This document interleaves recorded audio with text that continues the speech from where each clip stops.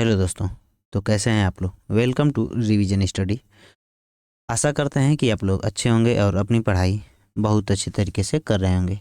तो जैसा कि आप लोग जानते हैं कि हम साइंस के रिवीजन साइंस के जो है रिवीजन वाले क्वेश्चन इस समय करवाए जा रहे हैं इस वाले चैनल पर, जो जिसका नाम है आप लोगों का रिवीजन स्टडी। उतना फेमस चैनल तो नहीं है, लेकिन फिर भी मेहनत जारी है। और आप लोगों का अगर साथ रहा तो आप लोग इस चैनल को इस चैनल को आप एक दिन शिखर पर ज़रूर पहुंचाएंगे। तो इसी के साथ आप लोगों से एक रिक्वेस्ट है कि आप लोग सबसे पहले सब्सक्राइब कर लीजिए चैनल को, और वीडियो को लाइक शेयर कमेंट करके अपने 2-4 दोस्तों को भेज दीजिए। तो आज हम लोग रिवीजन के लिए एक नई टॉपिक लेकर आए हैं, जिसमें से मतलब नई टॉपिक नहीं, साइंस की ही है। और यह जो टॉपिक है इसमें से थोड़ा सा मतलब पहले के जैसे वीडियो नहीं होगी, थोड़ी सी अलग होगी। मतलब इसमें ज़्यादा से ज़्यादा कंटेंट होगा। तो वीडियो को लास्ट तक देखिएगा अगर आप लोग साइंस में बेहतर रिवीजन करना चाहते हैं तो। और मेरे कहने से वीडियो जो पिछली सब वीडियो डाली गई हैं यूट्यूब पर, सबको एक बार ज़रूर जाके देखिए। थोड़ा सा बोला जाता है कि मतलब लिखने और बोलने में थोड़ी सी अभी तो झिझक है, लेकिन एक दिन मैं एक बात बता देता हूँ कि आप लोगों के सामने जब मैं बोलूँगा तो आप लोग कहेंगे कि हाँ, कोई बताता है और कोई चीज़ों को कंटेंट को आप लोगों के लिए प्रोवाइड करता है। तो एक अच्छे तौर तरीके से करेंगे। अभी मतलब शुरुआत है तो थोड़ी सी झिझक होती है दोस्तों, क्योंकि जब आप लोगों में से मैं गारंटी देता हूँ कि आप लोगों में से अगर 100 लोगों के बीच अगर आपको बोलने के लिए बोल दिया जाए, या किसी कंप्यूटर या किसी मोबाइल पे रिकॉर्डिंग की करने के लिए बोल दिया जाए, तो लोगों की हालत ख़राब होने लगती है। तो वैसे ही मेरी भी है। तो आप लोगों के बीच से मैं एक छोटा सा काम कर रहा हूँ कि साइंस के लिए पढ़ाने का काम तो सभी लोग करते हैं, लेकिन रिवीजन का काम कोई नहीं करता है। रिवीजन का काम कोई नहीं करता है, और रिवीजन का काम केवल रिवीजन स्टडी चैनल पर होता है। रिवीजन स्टडी चैनल को आप लोग याद रखिएगा। रिवीजन की मीनिंग है इसमें RIVISION, और इसमें मीनिंग गलत लिखी गई है क्योंकि यह गलत पहचान से ही बनता है। इसकी रिवीजन क्लासेस जो डाली जा रही हैं साइंस के लिए और NCERT से संबंधित होगी। और यह जो सवाल होंगे सब रेलवे में पूछे जाते हैं। ऐसे सवाल को रेलवे में पूछे जाने वाले जो सवाल होंगे उन सबको डाला जाएगा। तो चलिए आज हम लोग स्टार्ट करेंगे, देखेंगे साइंस से जुड़े हुए कुछ महत्वपूर्ण तथ्यों को, और उसमें उससे जो जुड़े हुए कुछ अलग अलग टॉपिक पर जो सवाल आएंगे उनके बारे में भी। जो सवाल छोटे होंगे, और आप लोगों से एक बार फिर से कर देता हूं कि आप लोग अगर नए हैं तो चैनल को सब्सक्राइब जरूर कर लीजिए, जिससे मेरा भी थोड़ा मोटिवेशन बने। क्योंकि अभी चैनल नया है, और नया तो नहीं है लेकिन फिर भी मेहनत नहीं है, क्योंकि धीरे धीरे 1-2 साल हो गए चैनल को। मैंने चैनल बनाया था लेकिन उस पर प्रॉपर काम नहीं करता। अब इस पर काम करने के मूड में हूँ, और आप लोगों के लिए मैं सोचता था कि पहले 1 घंटे 2 घंटे की वीडियो बनाइए, लेकिन 1-2 घंटे की वीडियो मुझको लगता है कि कोई देखना पसंद ही नहीं करते हैं, क्योंकि लोगों को लगता है कि 1 घंटे 2 घंटे पढ़ने से कुछ नहीं होता। लोग 18-18 घंटे इलाहाबाद दिल्ली में जाकर पढ़ते हैं, लेकिन उन लोग का भी सिलेक्शन नहीं होता है। और आप लोग दोस्तों ऐसा सोचते हैं कि 10 मिनट में कंपटीशन निकल जाए, तो 10 मिनट की क्लास में कंपटीशन निकलने वाला नहीं है, जहाँ तक मेरी उम्मीद है। तो चलिए आज स्टार्ट हम लोग करेंगे एक मतलब सवाल, और साइंस के सवाल से। तो अगर आप लोगों को वीडियो पसंद आएगा तो वीडियो को लाइक ज़रूर कीजिएगा। तो देखते हैं, ये पहला सवाल है कि वायुमंडल पृथ्वी से जकड़ा हुआ है किस कारण से। तो इसका सीधा सीधा कारण है कि यह जो वायुमंडल है यह किस कारण से जकड़ा हुआ है। तो इसका कारण है गुरुत्वाकर्षण। क्या कारण है? गुरुत्वाकर्षण। गुरुत्वाकर्षण के कारण यह जकड़ा हुआ है। और अब देखेंगे वायुमंडल। वायुमंडल जो है, वायुमंडल में से संबंधित कुछ सवालों को देखेंगे। तो वायुमंडल किसे कहते हैं? तो वायुमंडल उसे कहते हैं जैसे यह मान लीजिए कि हमारे पृथ्वी है, पृथ्वी के जो आसपास की जो भी वायु से घिरे हुए जो क्षेत्र हैं उसको हम लोग वायुमंडल बोलते हैं। याद रखिएगा, वायुमंडल बोलते हैं। और वायुमंडल में विभिन्न प्रकार की गैसें होती हैं, जिसमें से नाइट्रोजन, ऑक्सीजन और कार्बन डाइऑक्साइड गैसें मशहूर हैं और बहुत महत्वपूर्ण हैं। इसमें से पूछ देता है कि यह कितने % पाई जाती है। तो नाइट्रोजन 78%, ऑक्सीजन 21% और कार्बन डाइऑक्साइड। इसको देखिए, ये दोनों तो बहुत कम पूछते हैं नाइट्रोजन और ऑक्सीजन के बारे में, क्योंकि इन दोनों को लोग बहुत जानते हैं। लेकिन कार्बन डाइऑक्साइड जब पूछ देता है तो यह बार बार लोगों का दिमाग ख़राब कर देता है ये सवाल। तो इसका याद रखिएगा, कार्बन डाइऑक्साइड 0.03% होता है, याद रखिएगा। और देखिए पृथ्वी पर, अब यहाँ से पृथ्वी वर्ड को लेते हैं हम लोग। पृथ्वी पर जो है पृथ्वी पर जो है, अगर पृथ्वी को लेंगे तो पृथ्वी पर सबसे जो सर्वाधिक धातु पाई जाती है, सर्वाधिक जो धातु पाई जाती है वह होती है एल्यूमिनियम। और सर्वाधिक अगर तत्व पूछ दे कि पृथ्वी पर जो सर्वाधिक तत्व कौन सा पाया जाता है, तो वह ऑक्सीजन होता है, याद रखिएगा, ऑक्सीजन होता है। और पृथ्वी जो है सौरमंडल का एकमात्र ग्रह है जिस पर जीवन है, याद रखिएगा, जिस पर जीवन है।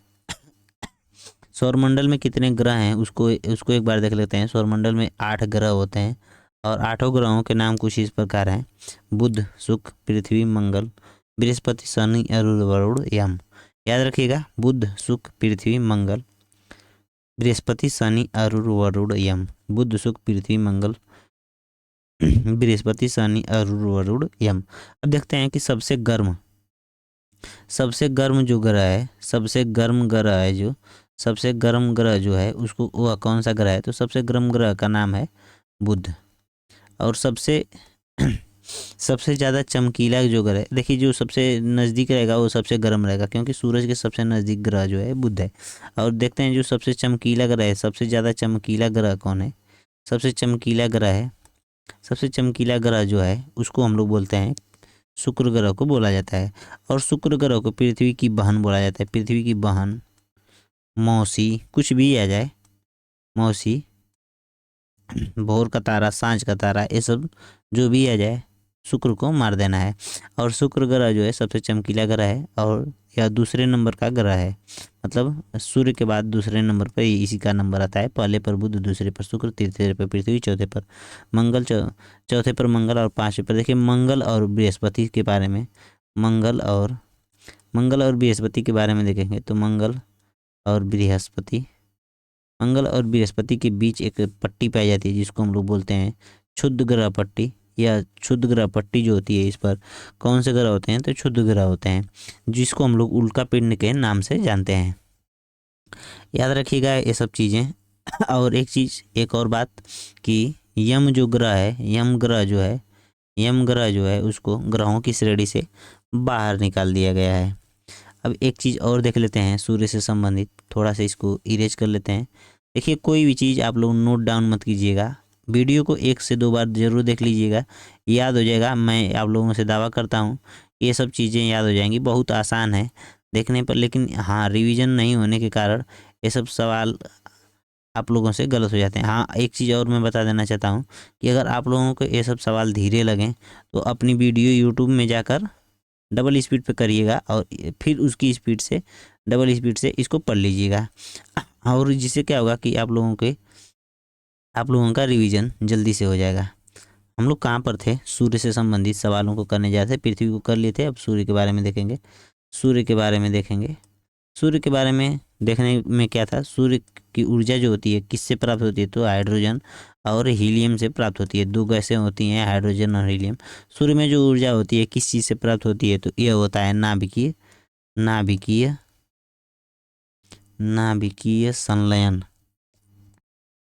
नाभिकीय संलयन द्वारा प्राप्त होता है, याद रखिएगा। नाभिकीय संलयन द्वारा जो है हाइड्रोजन बम नाभिकीय संलयन में, हाइड्रोजन बम में भी नाभिकीय संलयन का यूज होता है। नाभिकीय संलयन में जो होता है सूर्य और तारा की जो मतलब ऊर्जा प्राप्त की जाती है। देखिए, सबसे नज़दीकी जो सूर्य से सबसे नज़दीकी जो तारा है उसका नाम क्या है? तो वो है प्रोक्सिमा सेंचुरी।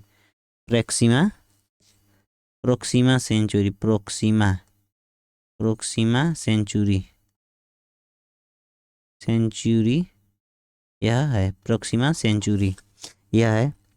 अब देखिए, एक नाभिकीय संलयन होता है और एक नाभिकीय विखंडन होता है।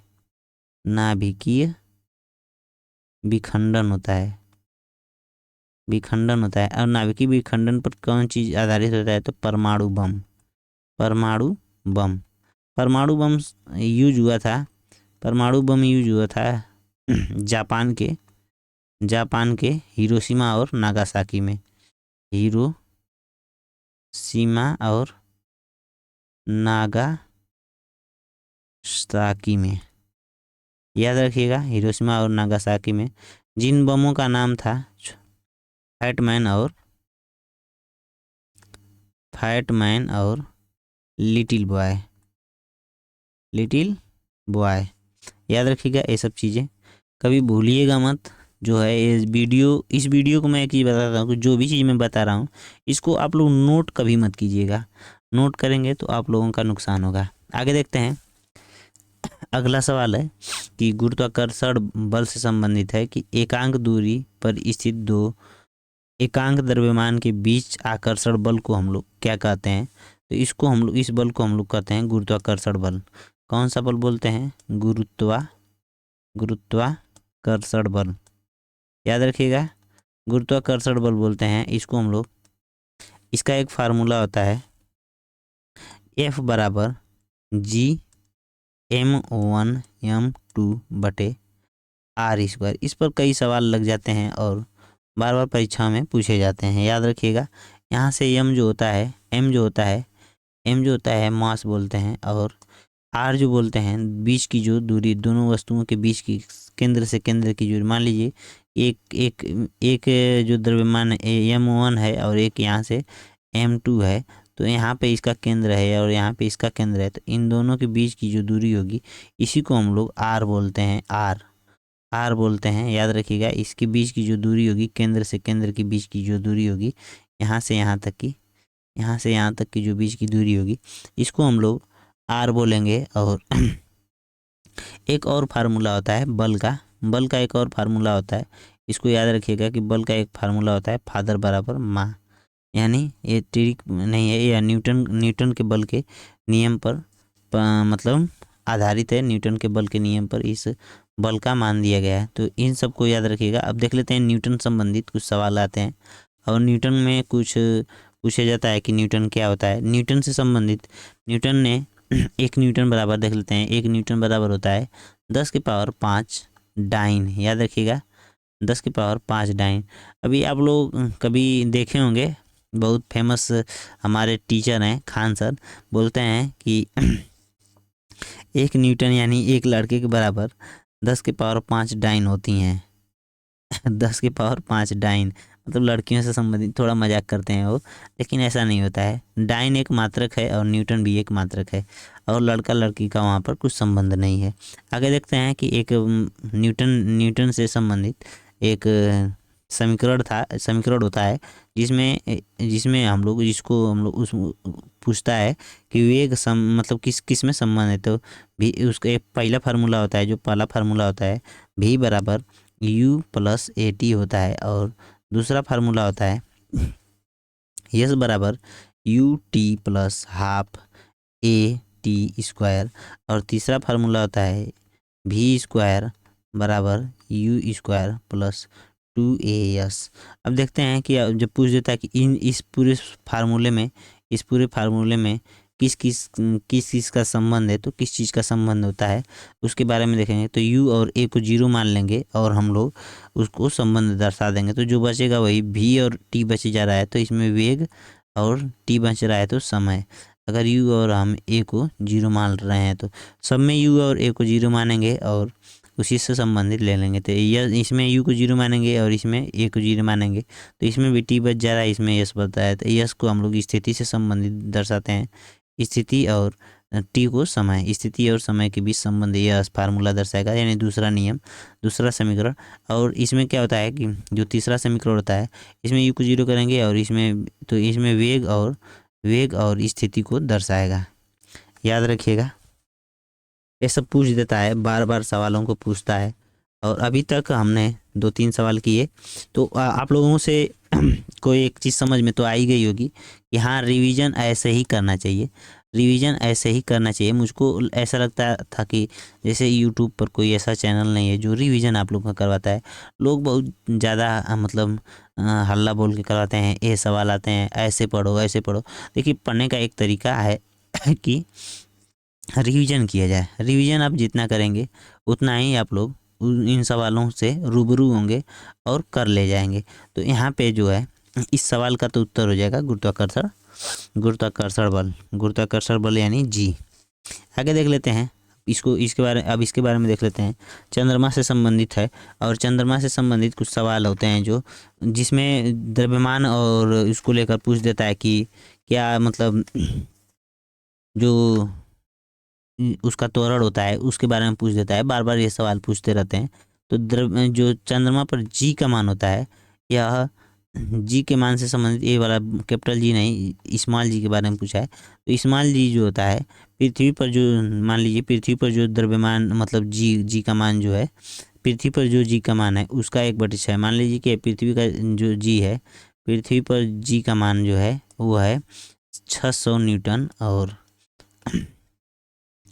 600 है न्यूटन को हम लोग हटा देते हैं, सब चीज़ को हटा देंगे तो ज़्यादा चीज़ जल्दी समझ में आ जाएगा। इसको हम थोड़ा मतलब इरेज कर देते हैं, एक सेकेंड। यहाँ से यह है 600 है। मान लीजिए कि पृथ्वी पर जी का मान जो है 600 है, या पृथ्वी पर है, पृथ्वी पर 600 है। तो वही चीज़ चंद्रमा पर क्या होगा, चंद्रमा पर जी का मान क्या होता है, तो इसका 1/6 हो जाता है, 1/6 गुना हो जाता है। तो 6 से हम लोग जब भाग देंगे तो 100 हो जाएगा।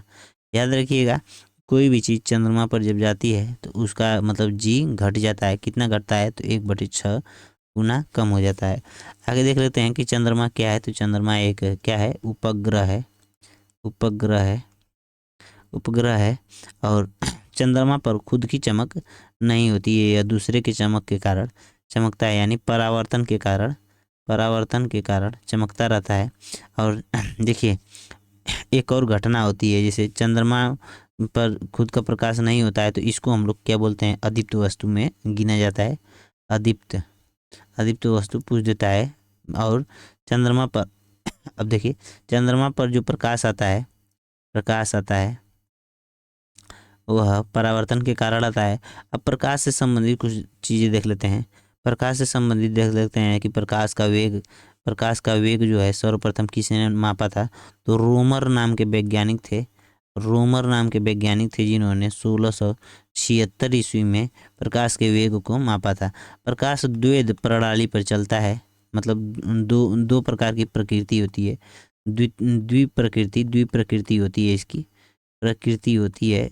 पहली प्रकृति क्या होती है, प्रकाश एक प्रकाश कहता है कि हम कण हैं, और एक दूसरी प्रकृति में बोलता है कि हम तरंग हैं।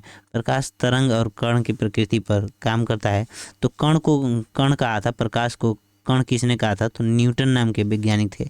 इन्होंने प्रकाश को कण बताया था और इसको सिद्ध किया था किसने, आइंस्टीन नाम के वैज्ञानिक ने। आइंस्टीन ने इसको सिद्ध किया था। और किस नियम से सिद्ध किया था, तो प्रकाश विद्युत प्रभाव के नियम से, प्रकाश विद्युत प्रभाव के नियम से सिद्ध किया गया था। और वहीं पर तरंग नियम किसने कहा था, तरंग नियम हाइगेंस नाम के वैज्ञानिक थे जिन्होंने कहा था, और इसको सिद्ध किया था यंग नाम के वैज्ञानिक ने, कि यह जो तरंग है, तरंग मतलब प्रकाश जो कण है, प्रकाश जो तरंग है उसको मतलब सिद्ध किया था यंग नाम के वैज्ञानिक ने। और यह कौन सी नियम के अनुसार, व्यतिकरण का नियम आप लोग पढ़े होंगे, व्यतिकरण के नियम के अनुसार इसको कण साबित किया, तरंग साबित किया गया था। आइंस्टीन से संबंधित एक सवाल को देख लेते हैं। आइंस्टीन से संबंधित पूछ देता है कि E=mc² का फार्मूला किसने दिया था, तो मशहूर वैज्ञानिक आइंस्टीन ने दिया था। और देखिए एक चीज़ और पूछ देता है बल्ब से संबंधित। बल्ब क्या है, तो बल्ब बल्ब में जो होता है, बल्ब की खोज थॉमस अल्वा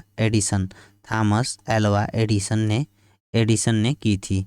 और इन बल्ब में जो धातु लगी होती है उसको हम लोग टंगस्टन बोलते हैं। और टंगस्टन पूरे पीरियोडिक टेबल में ऐसी धातु होती है जो टंगस्टन ऐसी धातु होती है जिसका गलनांक सबसे अधिक होता है। और टंगस्टन जो है बल्ब में, टंगस्टन बल्ब में इसलिए प्रयोग की जाती है क्योंकि इसका गलनांक अधिक होता है और विद्युत बल्ब में जो हीट उत्पन्न होती है बहुत ज़्यादा उत्पन्न होती है। जिस वजह से अगर हीट उत्पन्न अधिक होगी तो कोई भी धातु अगर दूसरी धातु कम गलनांक वाली रखेंगे तो वह जल्दी गल के ख़त्म हो जाएगी।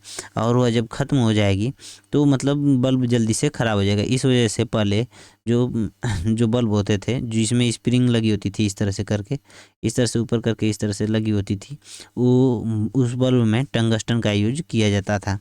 याद रखिएगा ये सब चीज़ें। आप लोग अगर इन सब चीज़ों को याद रखते हैं तो मुझको ऐसा नहीं लगता है कि रिवीजन ऐसे ही किया जाता है।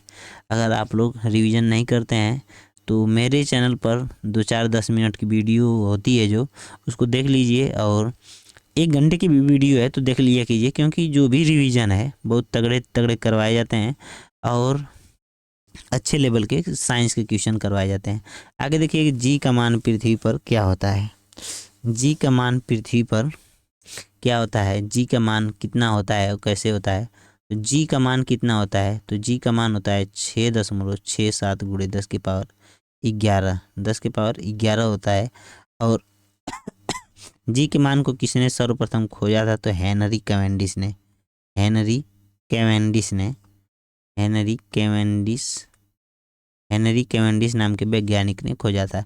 और इसका जो बीमा होती है m/-1 L3 और T/-2 होता है। आगे देख लेते हैं, इसको बड़े कोष्टक में बंद कर देंगे। जब तक बड़े कोष्टक में बंद नहीं करेंगे कोई भी बीमा सही नहीं मानी जाती है। याद रखिएगा कि जब तक आप लोग उसको बंद नहीं करेंगे, ये मतलब बड़े कोष्टक में ये ऊपर वाली लाइन नहीं रहेगी, ये वाली लाइन नहीं रहेगी। और इस तरह से जब तक आप लोग बड़े कोष्टक में बंद नहीं करेंगे कोई भी बीमा सही नहीं मानी जाती है। जी जो होता है, जी का मान जो होता है यह एक गुरुत्वाकर्षण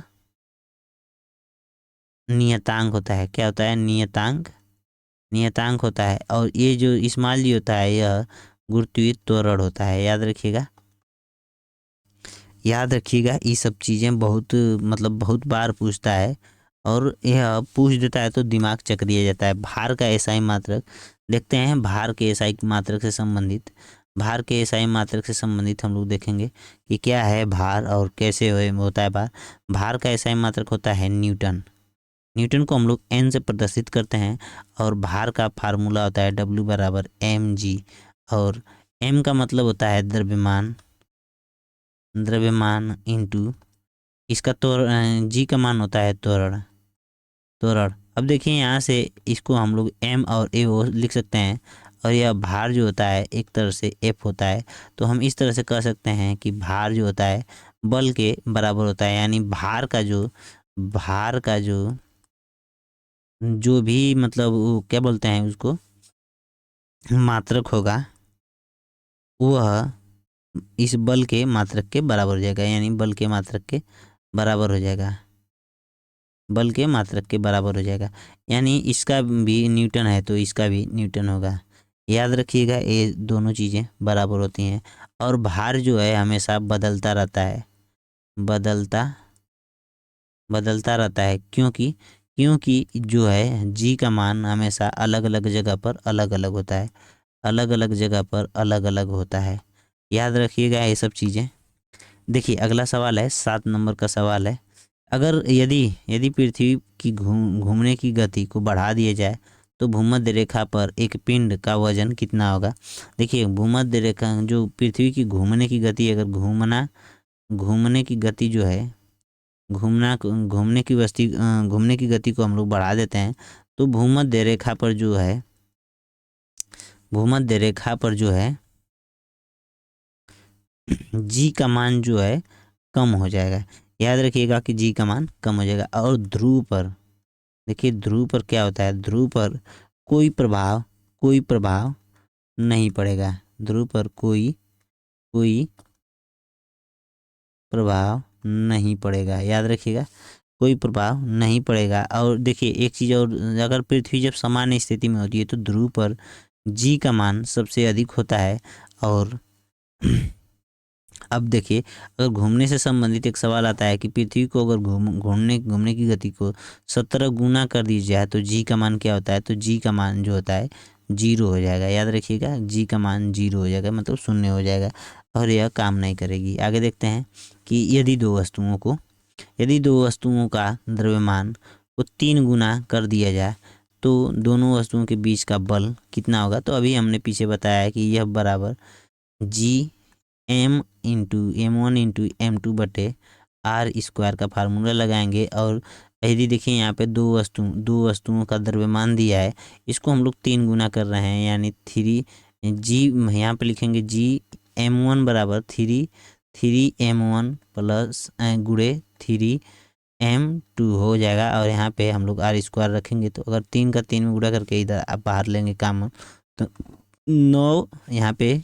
ये GM1/M2 बटे आर स्क्वायर के बराबर होगा, यानी 9AF। इसको उठाकर यहाँ पर रख देंगे तो 9F के बराबर हो जाएगा। यानी अगर हम लोग द्रव्यमान को 3 गुना कर देते हैं तो उन वस्तुओं के बीच का जो द्रव्यमान बल होगा वह 9 गुना हो जाएगा। याद रखिएगा ये सब चीज़ें। आगे देख लेते हैं कि एक अगला सवाल है कि जब किसी वस्तु को सीधा ऊपर फेंक दिया जाता है तो उसका वेग और त्वरण क्या होगा। वेग देखिए क्या होगा, वेग का जो फार्मूला होता है v होता है। वेग कितने प्रकार के होते हैं, तो वेग 2 प्रकार का होता है, u और v।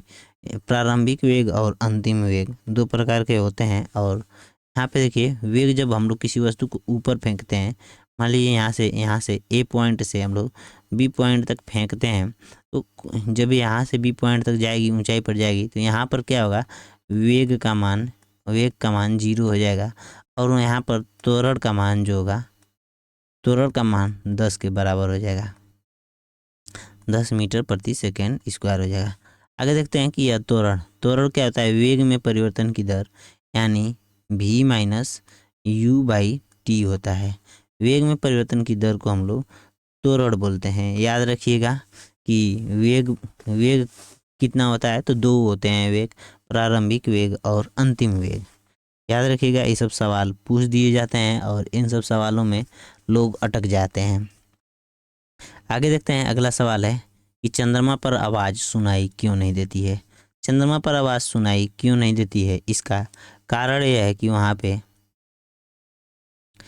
पे कोई वायुमंडल नहीं है और वहाँ पे गुरुत्वाकर्षण नहीं है। और देखते हैं कि आवाज़ सुनाई देने के लिए सबसे पहले माध्यम का होना जरूरी है, जो कि चंद्रमा पर नहीं है। अब देख लेते हैं कि आवाज़ से संबंधित कुछ सवाल। आवाज़ को हम लोग बोलते हैं साउंड बोलते हैं। और साउंड जो होता है साउंड में जब परावर्तन की जो घटना होती है लगभग 17 मीटर के बराबर होनी चाहिए। जैसे क्या होता है कि अगर हम मान लीजिए कि यहाँ पे मोदी जी हैं और खड़े हैं, यहाँ पे एक रूम में बंद हैं, या मोदी जी पूरी तरह से एक रूम में बंद हैं। एक सेकेंड दोस्तों, अगर आप लोगों को मेरी आवाज़ सही सलामत जा रही है तो थोड़ा सा धैर्य बनाए रखिए, मैं आप लोगों को परावर्तन पूरी तरीके से समझा देता हूँ। मान लीजिए कि यह एक रूम है और इसमें मोदी जी को बंद कर दिया गया है। मोदी जी को हम लोग बंद कर दिए हैं। और एक सेकेंड, ये तो काम में नहीं कर रहा है यार, घूमने लगा, पूरा दिमाग ख़राब कर दिया। यहाँ से देखेंगे, यहाँ पर मान लीजिए, अरे यार ये तो, चलिए देखते हैं। यहाँ पर हम लोग थे, मतलब एक कमरे में मोदी जी को हम लोग बंद कर रहे थे। अब मोदी जी इतने पावरफुल हैं, इनको कमरे में बंद करते हुए हमारा कंप्यूटर सिस्टम ख़राब हो गया, तो थोड़ा सा दिमाग ख़राब कर दिया है या हैंग करने लगा है। मोदी जी सही में बहुत पावरफुल नेता हैं दोस्तों।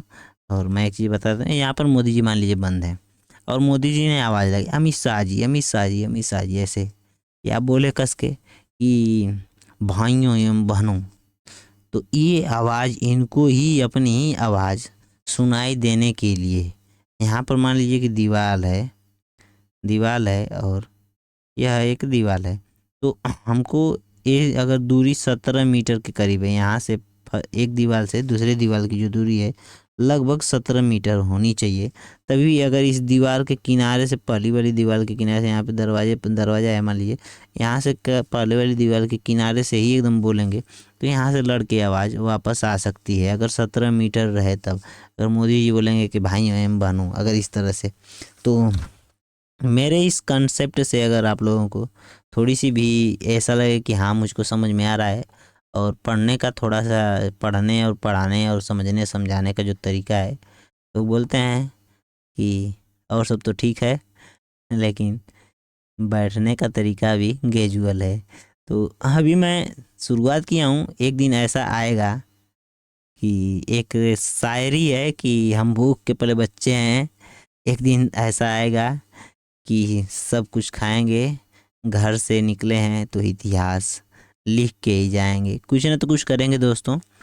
अब तक जो भी हम लोग किए हैं सबको भूल जाइए, हर एक चीज़ों को भूलिए और आगे बढ़ने का एक मन में अपने बैठा लीजिए कि हमको एक चीज़ करनी है तो करनी है। तो देखिए एक चीज़, साउंड हम लोग पढ़ रहे थे। साउंड में अगर हम लोग 1 डिग्री सेल्सियस, अगर हम लोग साउंड को, अगर हम लोग टेम्परेचर को 1 डिग्री सेल्सियस बढ़ाते हैं, टेम्परेचर को हम लोग 1 डिग्री सेल्सियस बढ़ाते हैं, तो साउंड की स्पीड जो होती है 0.61 मीटर पर सेकेंड की गति से बढ़ दी जाती है। मतलब अगर हम लोग 2 डिग्री सेल्सियस बढ़ा दिए टेम्परेचर, तो यहाँ पे 2 से गुणा हो जाएगा, यानी 0.061 मीटर से गुणा कर देंगे तो 6 कम 6 2 1 कम 2 2 6 12, यानी 1 मीटर बढ़ जाएगा। अब फिर इसमें अगर 3 डिग्री कर दिए तो फिर इसका इसमें 6.1 में 3 से गुणा करना है, हर बार यह बढ़ता जाएगा। इस तरह से करते हुए अब देखिए जो आवाज़ साउंड होता है, साउंड में लगभग 3 प्रकार के होते हैं। साउंड जो है 3 प्रकार का होता है। इस तरह से 3 कॉलम बनाएंगे, और बनाइएगा मतलब आप लोग एक चीज़ सुन लीजिए बस। यहाँ से जो होता है मनुष्य के लिए 20 हर्ट्ज से लेके 20,000 हर्ट्ज, 20,000 हर्ट्ज के बीच की जो ध्वनि होती है, यहाँ से यहाँ तक की बीच की जो ध्वनि होती है वह मनुष्य सुन सकता है, यानी ह्यूमन सुन सकता है। और इससे जो आगे इधर की ध्वनि होती है 20 हर्ट्ज से जो कम की ध्वनि होती है, उसको कौन से, इसको हम लोग बोलते हैं अवश्रव्य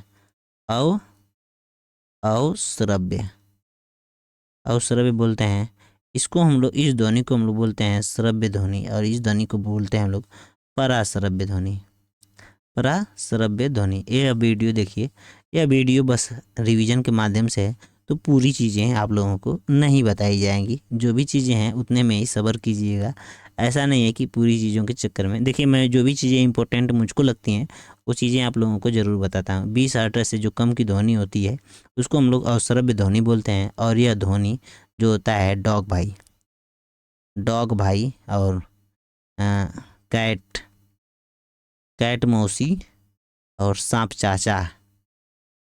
चाचा, यही लोग सुन पाते हैं। और ये लोग तीनों लोग बहुत खतरनाक होते हैं। डॉग से संबंधित कुछ सवाल हैं कि अगर कुत्ता काट लेता है तो हम लोग को कौन सा रोग होता है? रेबीज रोग होता है। और यहाँ पे सांप से संबंधित एक सवाल है, यहाँ पे देख लेते हैं। सांप के अध्ययन को हम लोग बोलते हैं सर्पेंटोलॉजी।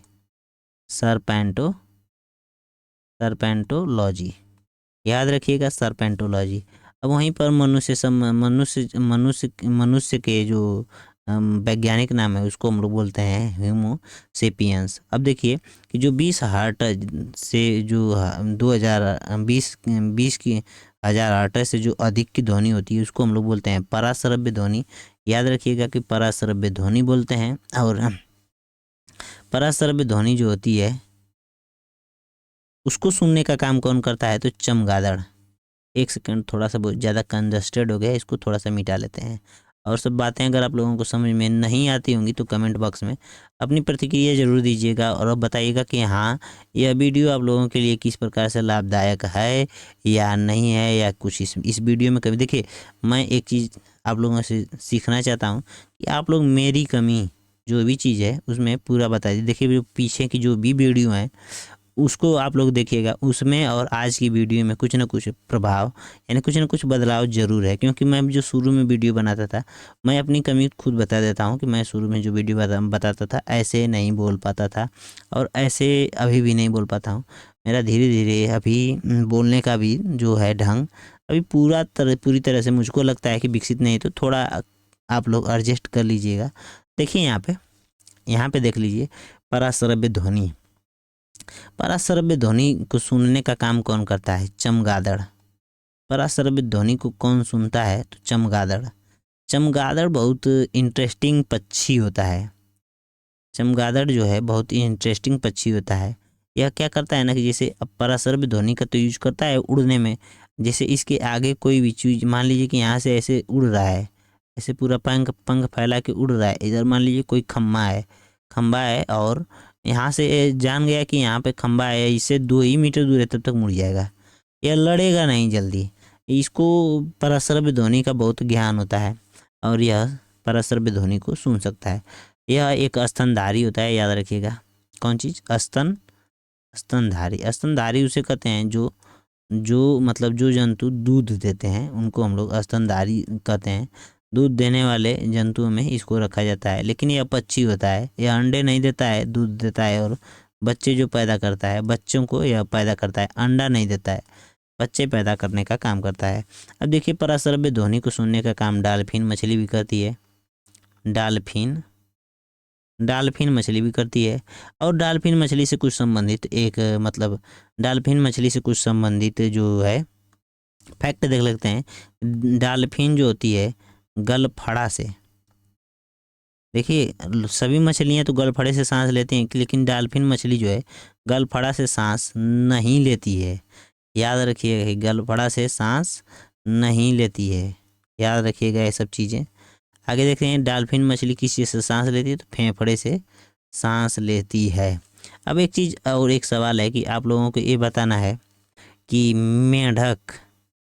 मेंढक जो होता है शरीर के किन किन भागों से सांस लेने का काम करता है? आगे देखते हैं। पृथ्वी का पलायन वेग कितना होता है? पलायन वेग से संबंधित हम लोग कुछ ज्ञान अर्जित कर लेते हैं। पलायन वेग क्या होता है? पलायन वेग एक ऐसा वेग होता है, ऐसा वेग जो जिससे अगर हम लोग किसी वस्तु को फेंक रहे हैं तो वह पृथ्वी के गुरुत्वाकर्षण को पार कर जाए। क्या किसको पार कर जाए? गुरुत्वाकर्षण को पार कर जाए, वापस ना आए, वापस लौट के पृथ्वी पर ना आए, वापस लौट के पृथ्वी पर ना आए। इसको हम लोग पलायन वेग बोलते हैं। पृथ्वी का पलायन वेग, वो वेग कितना होना चाहिए, वह स्पीड, वह वेलोसिटी कितनी होनी चाहिए कि मतलब कोई वस्तु को आप लोग कितना तेज फेंकेंगे कि वह पृथ्वी पर न आए। इसके बारे में ये सवाल पूछ रहा है। तो पृथ्वी के लिए यह पृथ्वी के लिए यह होता है 11.2 किलोमीटर प्रति सेकेंड। और वहीं पर यह मून के लिए मतलब चंद्रमा के लिए यह होता है 2.42 किलोमीटर प्रति सेकेंड। और वहीं पर यह सन के लिए यानी सूर्य के लिए यह होता है 42 किलोमीटर प्रति सेकेंड। अब देखिए जो यह पलायन वेग किस पर निर्भर करता है? तो यहाँ पे रेडियस पर और द्रव्यमान पर भी निर्भर करता है। जितना बड़ा जो होगा उसके लिए उतना ही ज़्यादा पलायन वेग होना जरूरी होता है। अब देख लेते हैं कि अगला सवाल है कि भू स्थिर उपग्रह की ऊंचाई कितनी होती है? तो भू स्थिर उपग्रह किसे कहते हैं? मान लीजिए कि यह पृथ्वी है। एक सेकेंड, इसको बैक करने में तो यह कंप्यूटर हालत ख़राब। यहाँ पे देख लीजिए, थोड़ा सा मैं पृथ्वी यहाँ पे बना देता हूँ। यहाँ पे गोल बन गई और यहाँ से इस तरह से एक लाइन खींच दी। तो इसको हम लोग बोलते हैं भूमध्य रेखा। इसको आप लोग इग्नोर कीजिएगा। यहाँ पे इसको हम लोग बोलते हैं भूमध्य रेखा। भूमध्य रेखा से संबंधित मान लीजिए कि अब एक पृथ्वी के बाहर एक लाइन बनाई गई, मतलब वायुमंडल के बाहर, और यहाँ पे एक उपग्रह छोड़ गया जो भूमध्य रेखा से अटैच होकर यह उपग्रह चल रहा है। यह उपग्रह जो है भूमध्य रेखा से अटैच होकर चल रहा है, भूमध्य रेखा से अटैच होकर चल रहा है यह उपग्रह मान लीजिए। और यहाँ से यह चल रहा है, और यह इसी का चक्कर लगा रहा है बार बार। तो यहाँ से इस पृथ्वी से इसकी जो दूरी कितनी होनी चाहिए, इसको हम लोग को भू स्थिर उपग्रह ही बोलते हैं। अब यहाँ पे देखेंगे कि भू स्थिर उपग्रह की जो ऊंचाई कितनी होनी चाहिए, तो यह होती है 36,000 किलोमीटर के करीब। तकरीबन 35,000 से ऊपर 36,000 के लगभग होती है, लेकिन पूरी 36,000 नहीं होती है। ये चीज़ें याद रखिएगा, 35,000 कुछ होता है। एक सेकंड, मैं थोड़ा सा अभी 1 सेकंड मैं इसको नोट किया हूँ और देख कर बता देता हूँ आप लोगों को कि कितनी होती है, एग्जैक्ट कितनी होती है। 35,790, यह जो दूरी होती है 35,790 किलोमीटर होती है। देखिए यहाँ पे 790, 35,790 लगभग 300, इसमें अगर बचाएंगे तो 210 किलोमीटर कम है अभी भी। मतलब 36,000 से 210 किलोमीटर पहले ही यह उपग्रह होता है। अब देखते हैं कि यह जो उपग्रह होता है कितना, मतलब इसका अवधि काल जो होता है कितना होता है। 24 घंटे का अवधि काल होता है। 24 घंटे का अवधि काल होता है, मतलब यह 24 घंटे में एक चक्कर लगाता है। यानी आप लोग देखेंगे तो इसका यूज कहाँ पर होता है, इसकी कक्षीय चाल होती है 3.1 किलोमीटर प्रति सेकेंड। यानी 1 सेकंड में यह 3 किलोमीटर लगभग चल जाता है। और इसका यूज कहाँ होता है, तो दूर संचार जैसे टीवी भी देखने के लिए जो यूज होता है। और यह कैसे चक्कर लगाता है, तो यह पूरब से लेके नहीं, पूरब से नहीं, पश्चिम से पूर्व की ओर चक्कर लगाता है। यानी मान लीजिए कि यहाँ पर पश्चिम है, यहाँ पर पश्चिम, यहाँ पे पूरब, तो पश्चिम से पूरब ऐसे चक्कर लगाएगा, ऐसे मतलब इस तरह से, इधर से जाएगा, एक तरफ से जाएगा, इस तरफ जाएगा। ये नहीं कि इधर से ऐसे जा रहा है, तो ये हो जाएगा पूरब से पश्चिम, पश्चिम से पूरब, ऐसे हो जाएगा। यहाँ से इस तरह से जाएगा, याद रखिएगा। अगला सवाल है कि यह मुझको लग रहा है कि अंतिम सवाल है कि पृथ्वी के केंद्र पर जी का मान कितना होता है।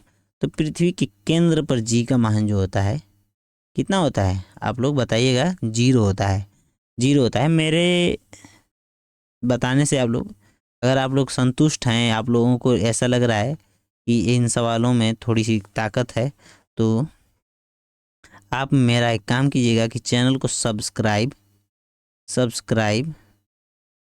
ज़रूर कीजिएगा और वीडियो को लाइक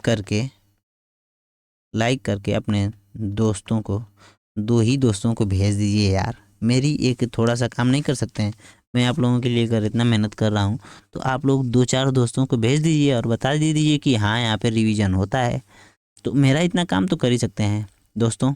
अगर आप लोग इस चैनल को थोड़ा सा सपोर्ट करेंगे, तो मैं एक चीज़ गारंटी देता हूँ कि आप लोगों के लिए ऐसी रिवीजन, इतना कि मैं अपनी किताब को बता देता हूँ कि अपनी पूरी किताब को पढ़कर आप लोगों को किताबों से, जो भी यूट्यूब पे अल्लाह बोल के पढ़ाते हैं लोग, जो भी फेमस टीचर हैं, आप लोग बस नाम बताइएगा कि इस टीचर की, मान लीजिए जैसे खान सर हैं और SK झा सर हैं और नीरज जांगीड़ सर हैं, बहुत टीचर हैं, मुझको याद नहीं होगा नाम, जो फेमस टीचरों के नाम है मैं उन लोगों का, आप लोग बस नाम बताइएगा कि इस टीचर की इस वाली बुक का जो है पूरा 1 शॉट चाहिए, और मैं पूरी मेहनत के साथ बता देता हूँ कि उसको आप लोगों के लिए मैं उस वीडियो को ऐसा शूट करूँगा कि हाँ, तो रिवीजन पूरे यूट्यूब पर आप लोग अगर एक बार मेरी इस चैनल से पढ़ेंगे तो आप लोग दंग रह जाएंगे कि हाँ, चैनल पर